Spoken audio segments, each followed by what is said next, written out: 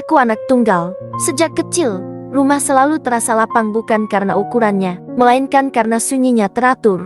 Kini aku di semester akhir kuliah. Setiap pagi ritmenya sama, bangun sebelum matahari tinggi, menyiapkan diri, lalu berangkat dengan tas di punggung dan pikiran yang sering tertinggal di antara tugas, revisi, dan rencana yang belum matang. Orang tuaku bekerja keduanya. Ayah berangkat lebih pagi, ibu menyusul setelah memastikan dapur rapi. Siang hari, rumah menjadi milik waktu. Di sela kesibukan itu, hadirlah Sera. Ia baru lulus SMA, anak tetangga jauh yang orang tuanya dekat dengan ayah sejak lama. Wajahnya bersih, senyumnya mudah muncul, dan tutur katanya halus jenis orang yang membuat suasana rumah terasa lebih hidup tanpa berisik. Orang tuaku melihat keadaan keluarganya yang pas-pasan, lalu mengajaknya membantu di rumah. Bukan semata soal pekerjaan, melainkan kesempatan. Orang tuanya setuju dengan pesan sederhana, jaga diri, jaga sopan. Sera tinggal di rumah kami. Ada satu kamar kecil di ujung lorong yang kami siapkan khusus untuknya. Hari-hari pertama, ia bekerja dengan hati-hati, seolah takut menggeser apapun. Piring disusun rapi, lantai disapu 2 kali, tanaman disiram pagi dan sore. Aku sering melihatnya dari jauh, menunaikan tugas-tugas kecil dengan kesungguhan yang jarang.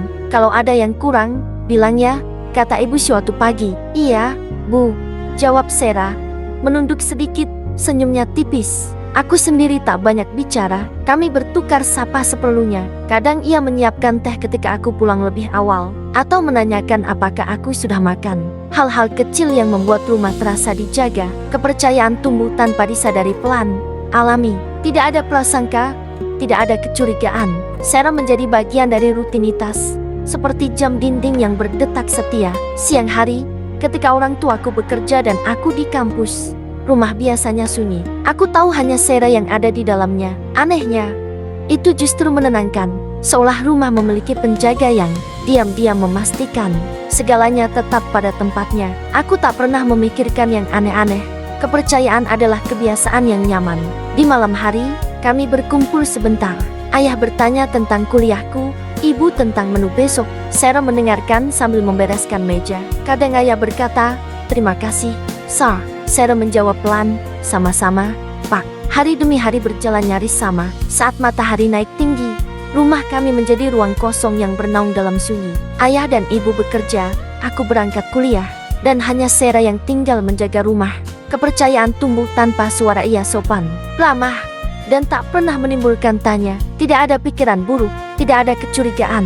Rumah ini terasa aman karena setiap orang tahu batasnya. Suatu siang, jadwalku berubah. Aku pulang lebih cepat dari biasanya. Langit masih terang, daun-daun bergerak pelan oleh angin. Di bawah pohon samping rumah, sebuah motor terparkir.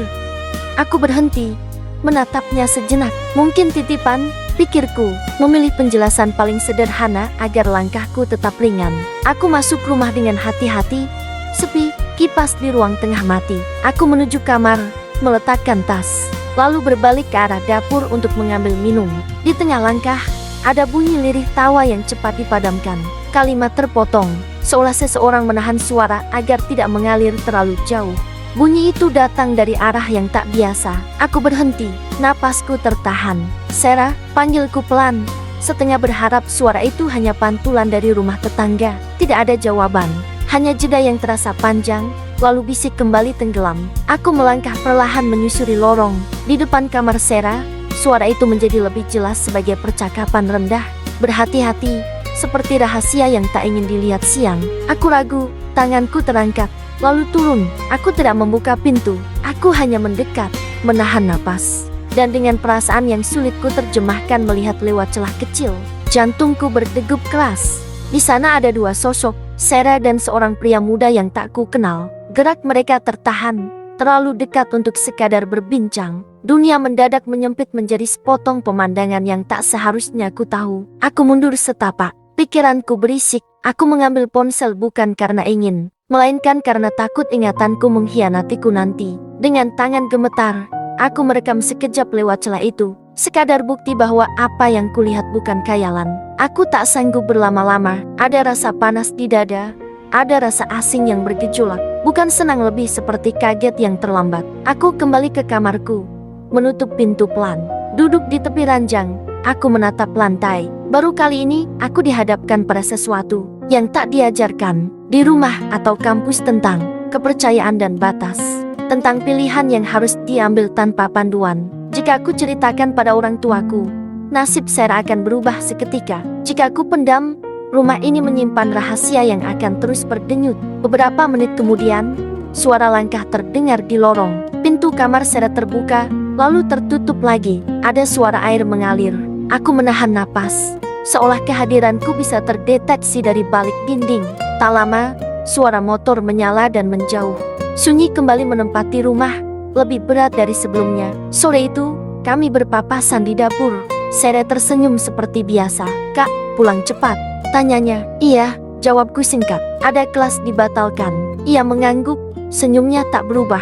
Jeda tipis menggantung di antara kami tak kasat mata, tapi terasa. Malam datang, aku memilih diam. Keputusan itu terasa paling ringan saat diambil, namun aku tahu ia bukan akhir.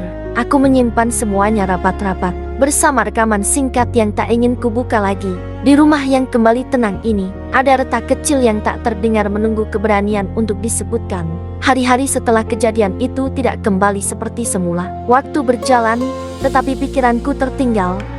Ada sesuatu yang kusembunyikan bukan di saku atau laci, melainkan di dada. Setiap pagi aku berangkat kuliah dengan langkah yang sama, namun pulangnya selalu membawa beban yang tak terlihat. Aku menjadi lebih sering menoleh ke sudut-sudut rumah, seolah sunyi menyimpan gema yang belum selesai. Aku menyimpan rekaman itu tanpa niat jelas. Awalnya hanya sebagai pengingat bahwa apa yang kulihat pernah terjadi. Namun rasa penasaran, seperti kebiasaan buruk, datang pelan. Di malam-malam tertentu, ketika rumah terlelap, aku membukanya kembali. Bukan untuk menikmati, melainkan untuk memastikan, apakah aku berlebihan, apakah ingatanku menipu. Setiap kali layar menyala, jantungku berdebar. Aku cepat-cepat mematikannya, merasa bersalah, merasa kecil. Aku tahu ini tidak sehat. Aku tahu dia mulai menggerogoti batas. Aku mulai pulang lebih cepat, bukan untuk mencari-cari, melainkan karena pikiranku tak tenang di kampus. Di rumah, aku mendengar langkah, tawa yang dipadamkan, jeda yang aneh. Aku berdiri di lorong, ragu antara melangkah atau mundur. Ada hari-hari ketika aku memilih masuk kamar dan mengunci diri. Ada pula hari-hari ketika aku hanya duduk di ruang tamu, menunggu sunyi mereda. Setiap keputusan terasa salah. Suatu sore, aku bertanya pada diri sendiri dengan jujur, rumah ini untuk apa? Jika aku terus diam, aku ikut membiarkan batas dilanggar. Bukan soal menghukum, melainkan menjaga ruang yang seharusnya aman bagi semua. Pikiran itu berulang, menguat, sampai akhirnya menjadi keberanian yang terasa pahit. Aku mendatangi ayah, tanganku dingin, suaraku sempat tertahan. "Ayah," kataku pelan, "ada sesuatu yang perlu ayah tahu." Ayah menoleh, wajahnya serius. "Tentang apa?" Aku menarik napas panjang. "Tentang rumah, tentang tamu yang datang tanpa izin." Ayah tidak langsung marah. Ia diam, mendengarkan. Ketika ceritaku selesai, rahangnya mengeras. "Panggil Sarah," katanya singkat. Percakapan di ruang tengah berlangsung berat. Ayah bertanya seperlunya. Sarah menunduk, lalu mengangguk mengakui. Tidak ada teriakan, hanya keputusan yang diambil dengan suara yang tertahan. Dengan berat hati, ayah menyampaikan bahwa Sarah harus kembali ke orang tuanya. Ibu memalingkan wajah, menahan sedih. Hari berikutnya, rumah menjadi sepi. Tidak ada sapu yang berderi di pagi hari, tidak ada senyum singkat di dapur. Aku berjalan melewati lorong yang sama, kini terasa lebih panjang. Ada lega yang bercampur kehilangan. Aku memindahkan rekaman itu ke folder terdalam, lalu menghapusnya. Aku tidak ingin kenangan itu terus mengikat. Di malam yang tenang, aku duduk sendiri, memikirkan masa depan. Tentang rumah yang jujur, tentang kehangatan yang tidak disembunyikan, tentang kebahagiaan yang datang pada waktunya. Aku bertanya pada diri sendiri, kapan aku siap membangun itu? Mungkin jawabannya belum hari ini. Namun satu hal pasti, keberanian untuk memilih yang benar, meski terlambat, adalah langkah pertama menuju dewasa.